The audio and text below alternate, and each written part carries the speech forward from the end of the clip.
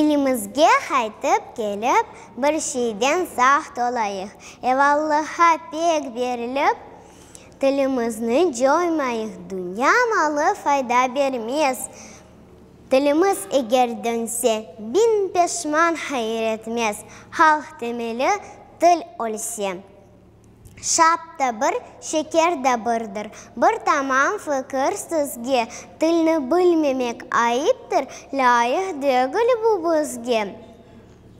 Ось арасы, хартта яшта, ось тілінде лаф етсін. Осып келген евлятлар да ось тіліні огренсін. Туған тілін жандан севсін, бір татар баласын. Ось тілінден кім вазгечсе, бар мұ оның Алласы?